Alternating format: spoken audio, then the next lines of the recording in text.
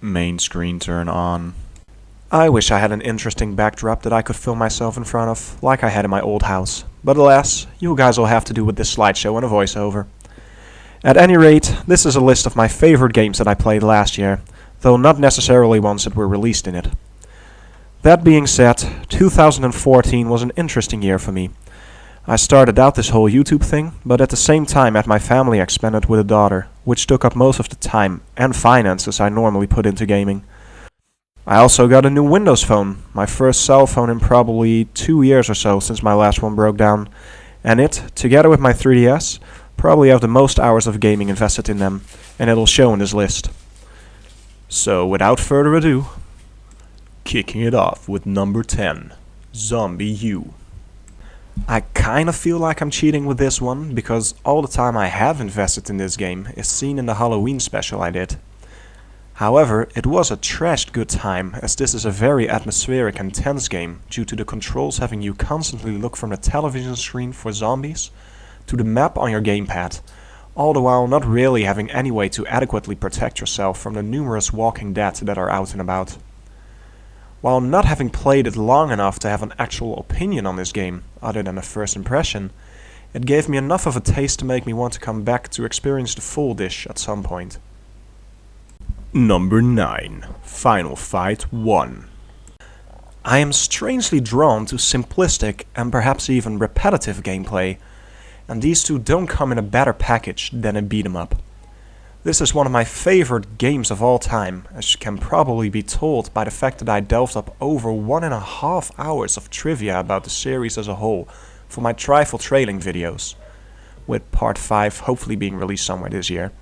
And I honestly wanted to put this one higher up on the list, but I couldn't get myself to do so, having done everything there is to do in here several times over already. Still, it had been a good while ago since I went through this game, and it was a blast, once again. Number 8. Marvel vs. Capcom 3, Fate of Two Worlds. I'm normally not a big fan of fighting games, because I generally suck at them. You may point and laugh at these videos. But when it was announced Mike Haggar, one of my favorite video game characters of all time, was to be included, I instantly decided to get the game at some point. It wouldn't be until 3 years after its release that I'd actually get to play it. But after getting into the mechanics and how to actually pull off special moves, I started to really enjoy my time with how flashy and full of fan service this game is. To the point where I kept playing this game every opportunity I had to get all the character endings and single player achievements.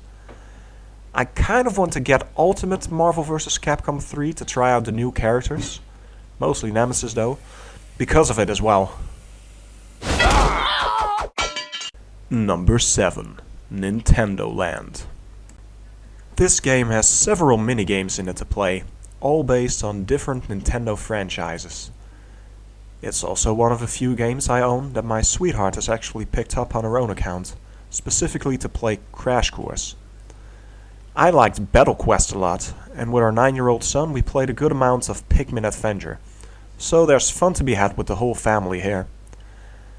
Admittedly, there are a few games I don't particularly like, and the single player content is pretty limited, but when we play games together, this is one we nearly always come back to. Number 6. Temple Run 2. I don't remember how I came across it, but this was my first game on the Windows Phone, and the first game in the Endless Runner genre that I played. I was quite addicted to this game, even playing it far after getting all the achievements just to see how many daily and weekly challenges I could get. But after being fully upgraded and loaded with gems, it gets almost impossible to die, and it drained all of the fun from this game. Still, I'm placing it here for all the feverish hours I spent on this one while in the chair of royalty. Number 5. Jetpack Joyride.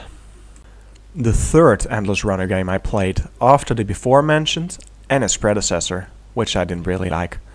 This one has you travel horizontally instead of vertically, making it harder to see what's ahead, especially as your speed keeps increasing and thus resulting in faster deaths due to just not being able to react fast enough. This might sound annoying, but it makes for shorter games that, through the seemingly endless amount of missions you get to complete, keep you coming back for more.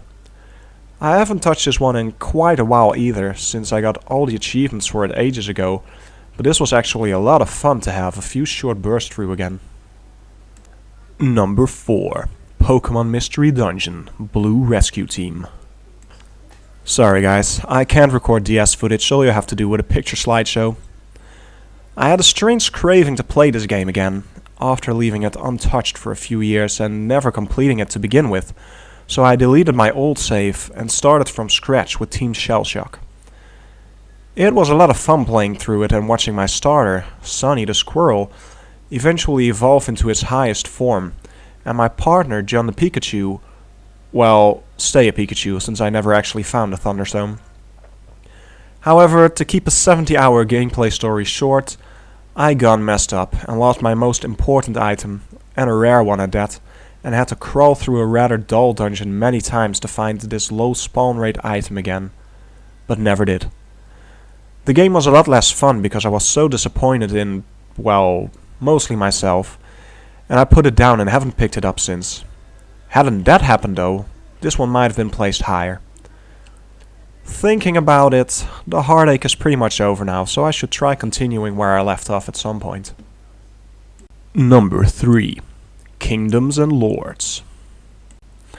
I really enjoyed playing this game, so much in fact that I got it into my head to do a video review of it and put off from playing it for a while for that. Otherwise I would have completed this ages ago. It's a city builder where you collect your own resources, but there's no time limit on how to do so, which is what typically puts me off from the average RTS games. Then the other part of the game is building an army to fight off against opponents in a turn-based strategy battle based on the rock-paper-scissors system. Again, without any rush to actually go into battle other than certain options being locked until you beat them. It's just a very laid-back game with lots to do, until you run out of action points.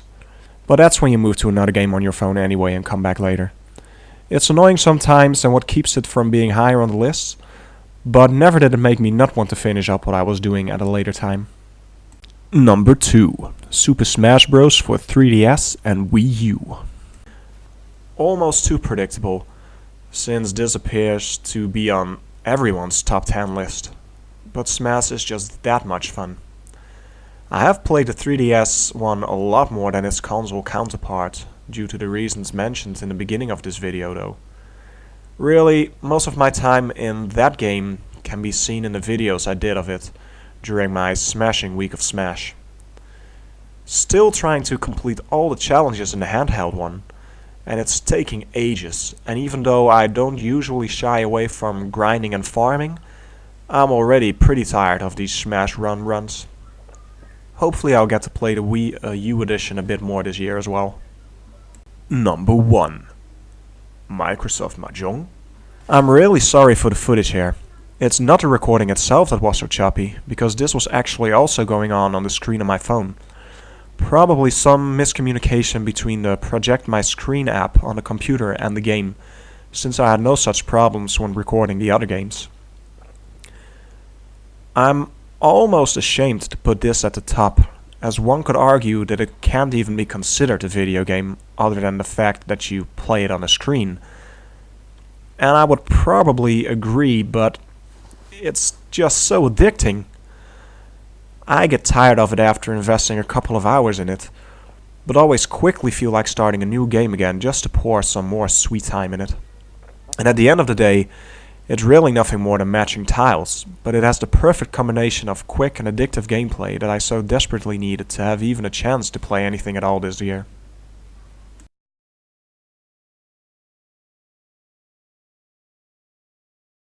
Right. Well, while I have played a bit of the game, it's not nearly enough yet, and has been much too sporadically to renew my nostalgic love for it so far. Speaking of the game, and to put my top 10 into perspective, here's a list of everything else I played this year. Assassin's Creed, Altair's Chronicles HD, Breeze, Final Fight Double Impact, Flowers, Hexic, Hungry Shark Evolution, Magic the Gathering, Duels of the Planeswalkers, Magic 2012, Marvel vs. Capcom Origins, New Super Mario Bros. New Super Mario Bros. Wii, Shark Dash, 6 Guns, Super Mario Advance 3, Yoshi's Island, Super Mario Land, Super Street Fighter 4 Arcade Edition, Tetris Blitz, Thrown Together, Uno and Friends, The Walking Dead Season 1 Episode 1, Wordament. And to show that I'm not a complete casual gamer, the games released this year that I would have liked to play: Bravely Default, Lightning Returns, Final Fantasy XIII, Strider, Donkey Kong Country, Tropical Freeze, Castlevania, Lords of Shadow 2, South Park, The Stick of Truth, Yoshi's New Island, Fez, NES Remix 2, Kirby, Triple Deluxe, Mario Kart 8, Shovel Knight, Tomodachi Life, Five Nights at Freddy's, Professor Layton vs. Phoenix Wright Ace Attorney, Theatrhythm Final Fantasy, Curtain Call, Hyrule Warriors, Middle-earth, Shadow of Mordor, The Evil Within, Bayonetta 2, Fantasy Life, Assassin's Creed Rogue, Assassin's Creed Unity, Five Nights at Freddy's 2, Pokémon Omega Ruby and Alpha Sapphire, Captain Toad, Treasure Tracker. Perhaps someday.